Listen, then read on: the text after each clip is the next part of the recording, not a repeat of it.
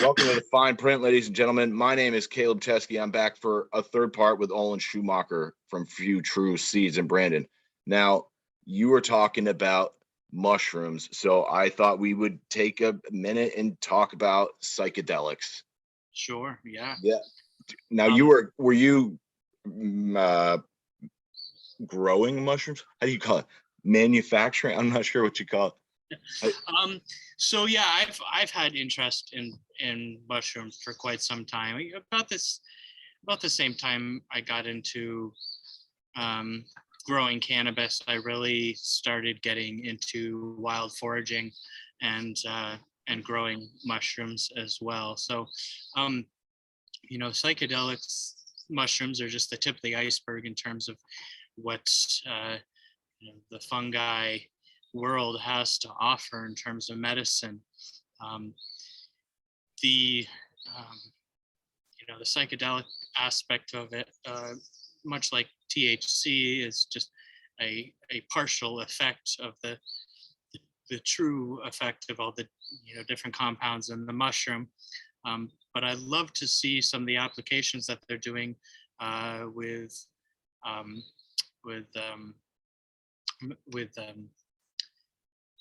psychedelic mushrooms currently, where it's cubensis, azuracin, cyanosins, all these different hallucinogenic, have a lot of getting burnt out in the sun here. Don't kill yourself for this, No, it's all right. It's nice out. They have a lot of uses for neurological disorders, for post-traumatic stress, so and can alter synaptic pathways in a way that can be really beneficial for people. I mean, for anyone who's experimented with psychedelics knows that it can be very therapeutic. Whether the experience is bad or good, it tends to change you, give you a perspective, and that's because of the way it affects our neurological systems. Now, in the past, studies would have concluded that that they're quote unquote killing brain cells. Of course, they said that about THC too, but now we know that cannabinoids, a lot of cannabinoids have neuroplasticity effects, so they can both break and concrete neural bonds. It just happens to be, in terms of neuroplasticity, easier to break bonds, old habits. Let me tell you, I'm going to interject with a little story here. The first time I ever tried mushrooms, I was like 16, and I loved it. It was fucking amazing.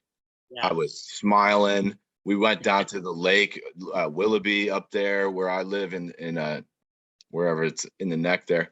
I can't remember the name of the town right now. Westmore, sorry.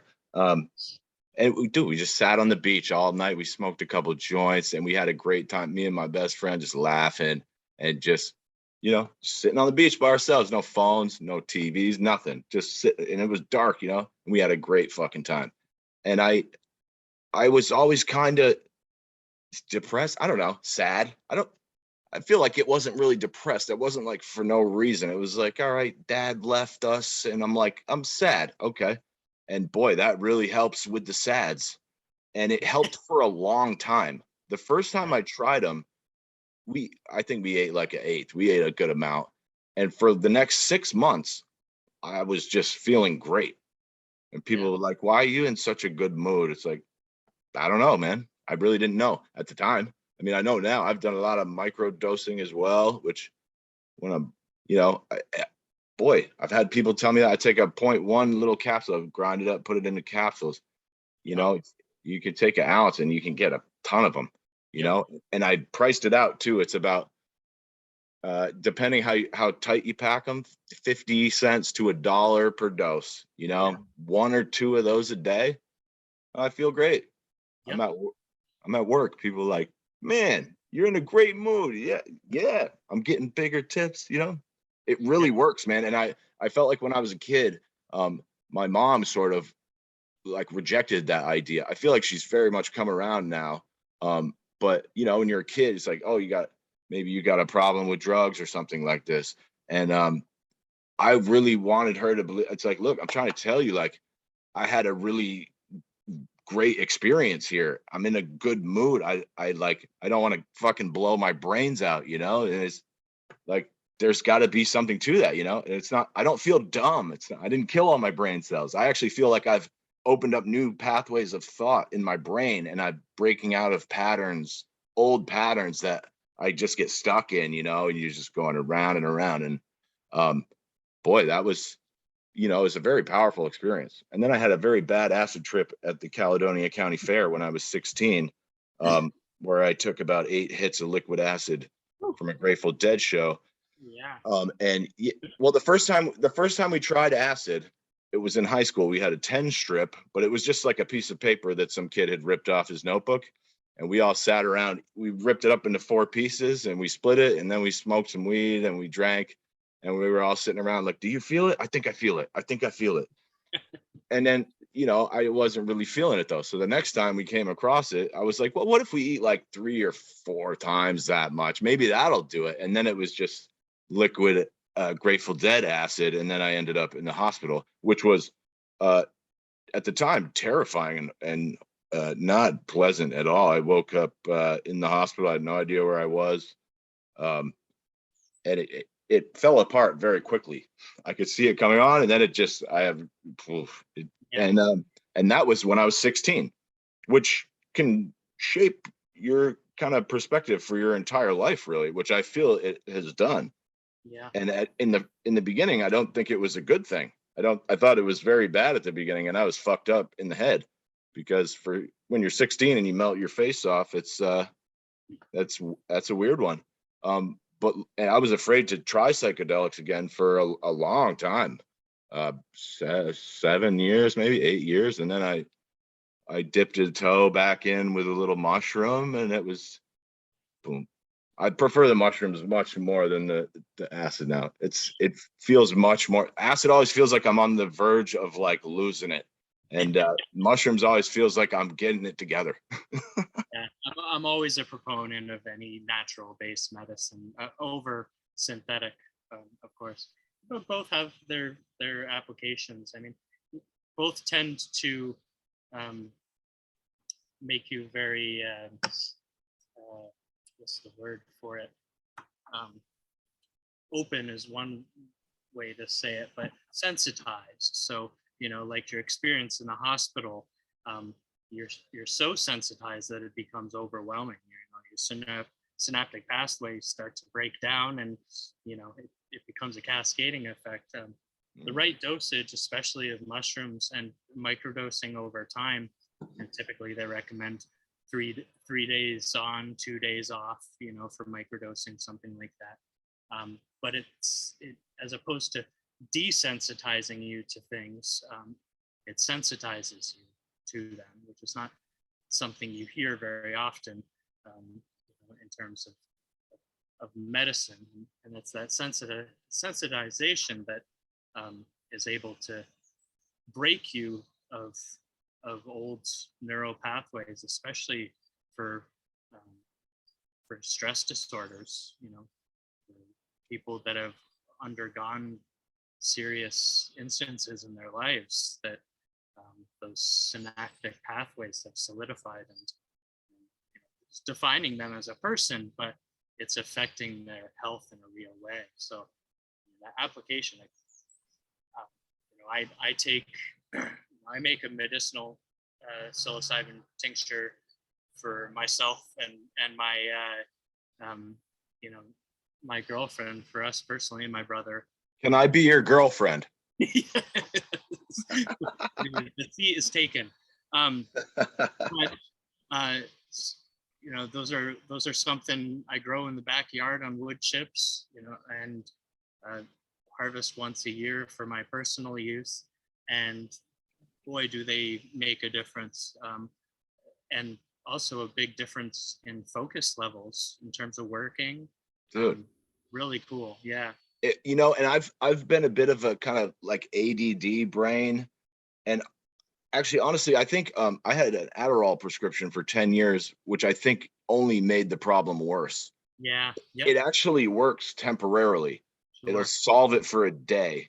But Yep. then after a year, you got to take twice as much, and then I found it was actually making my focus problems worse. Yep. Where, it was like the absolute opposite of what, it started as. And the mushrooms, dude, I'm telling you, I take a couple of them little capsules and it's just, dude, I'm in a good mood. I have energy. I'm like focused. And you imagine, which is weird, because it's like right before you start to come into a real hard trip where you're seeing everything very clear, but you never get there. You just a little touch of it. Yeah. And boom, like a little bit of color, maybe it brightens up your day. And it's, boy, I really don't. What do you think that nature should be illegal? I mean, does it seem weird to regulate nature? Well, that's the reason why a lot of these things are frowned on. It's because they cannot be put into a capsule and sold for money. And like you're saying with a prescription, those are very much short-term type applications, and they're kind of meant to be that way. It's on to the next thing. The iPhone 13 is coming up. And they're inhibitory. They're not. They're neuro blocking type medicines. MAOI inhibitors for depression. They're trying to keep something from happening instead of trying to encourage something else or encourage a new habit. It's most modern Western medicine addresses issues after they've already happened. So I love that quote from King of the Hill. He says, all Western medicine can offer you is drugs and nothing. Sure, yeah. There's a lot of truth to that. Yeah. And I that's the same type of that's very corporatized type thinking. It's borderline fascist trying to make a single isolate medicine for an issue, solely for profit, really. Whereas naturopath type medicine, it's meant to actually create well-being before, so you can avoid getting sick. Yeah, but that enjoy life a little. That's not good. They can't sell you more drugs if you. Yeah, they can't sell you anything if you're taking care of yourself. Let me ask you, man. You seem like a sharp guy. Are you like I don't peg you as a vegan. I'm trying to profile you, by appearance, but you seem like kind of a health conscious guy. What's your diet like? What are you exercising up there? Well, I do my best. My exercise, I'm constantly physical. I'm constantly doing something. I don't exercise in the traditional sense. You work. But I'm very active. Yeah, I'm addicted to work. And I eat well, but I give in to all the temptations that everyone else does. A Mounds bar, chicken nuggets. Sorry. Chicken nuggets. Yeah. Yeah. I mean, I'll do it all. I'm an advocate of experiencing everything. There's no better way to judge anything than to experience it yourself. So I find that eating a big slice of New York pizza doesn't always make me feel great, but sometimes it does. Yeah, but yeah. but it is delicious. Sometimes I just want a Big Mac. I know I'm gonna feel like shit, but for those 3 glorious seconds, it's just, everything's okay. You could say I have a full spectrum diet. Man. When I was in college, we did a salvia extract. We bought we bought some salvia leaves off the internet from Canada for super cheap. And we did an extract. It was with acetone, which I thought was a terrible fucking idea. Yeah. My buddy was like, "No, it dissolves." I'm like, "Yeah, does it?" You got to remove all of it. Yeah. Yeah. And you got to be able to do that effectively. Have you ever tried salvia? Oh yes. Oh boy. I did not find it to be therapeutic in any way that I could think of. Me too. I felt like I was dying. Which is why I felt like I was dying. Oh yeah, essentially. But that's part of that. Oh, you're breaking up a little. It was a little too. You're breaking up a little. Don't break up on me now. We're doing so good. Don't break up on me now. We're doing so good. Oh. Yeah, it's gasful. Oh. I did try it quite a bit. I would hate if we had to call it right Still there. On? I would hate if we had to call it. Better? Yeah, I don't know if there's much I can do about it. It's coming back. I think so. Okay. So yes, I did try salvia, and it was just a little too much, I think, for me to handle. It's wild that they had it on the market for some period of time. Someone should have known what the effects of that stuff was. They were selling it in head shops for several years, I remember. No, I know some people rather enjoyed it, but I did not. Yeah, I had one friend who liked it, and that was it. Everybody else was like, never again. I thought, what happened was, after I had that bad trip at the fair when I was 16, I went to college, and this was like I was 18, 19 maybe. And this kid handed me this bong. He said, "You take one hit of this and you'll trip harder than you've ever tripped in your life." And I said, "Yeah, fucking right, dude." And I took a giant bong hit, and as he actually took the bong out of my hand as I was like blowing the smoke out, and he said, "Bye." And I said, where are we going? And that was it. It was like, by the time the smoke had blown out, it was just like, it felt like I was in a pop-up book. The whole thing was, and that lasted about, I don't know how long, because time is irrelevant in those states of mind, but eventually it just went all black, and I couldn't see anything except my friends' faces floating in the room. There was and I didn't even know what a face was. I was just like, there's that over there. And yeah, I actually thought that I was flying through outer space, just totally black. I was floating through the cosmos, and it felt like I was getting strapped down to that bed again in the hospital when I had the badge, because they had to strap me down and hit me with the Thorazine, which was not a pleasant experience, as my mom tells me. She said I climbed the operating table light and fucking jumped up on there, and they had to rip me off of it. And I felt like that again, and I felt like I was getting held down, and I didn't like it. And I was trying to stand up, but I couldn't stand up. And I thought, I was just totally, everything was breaking down. In the middle of that whole thing, I remember thinking to myself, like, I can't do homework like this. This is bad. My mom is going to be angry. It's like, I did it this time. I broke my brain. I really thought I did it, But yeah. I really thought I did it. Just like that, you're out of it. And then just like that, you're out of it. Yeah, it's very short lasting thing. Yeah, it was a lot of those, that and like DMT are very very forceful applications of the substance, and not just short lasting. They only bind for a short period of time, but they're very, very effective. I mean, it's much, essentially in those states you're experiencing an out of body experience, but it's the same type of experience that we have every time we go to bed, every time we sleep. It's a little jarring when you go right into it from a wake state.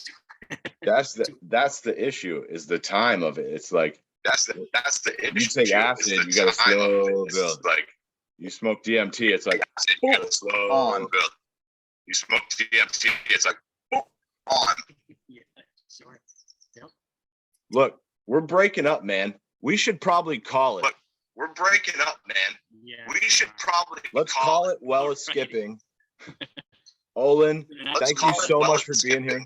This has been one of my favorite interviews. Thank you so much for being here. So much great information, and we should definitely follow up in the future. So much great information, and we should definitely follow up in the future. I'm happy to be here. What a great ending. Take care, man. Good luck with everything.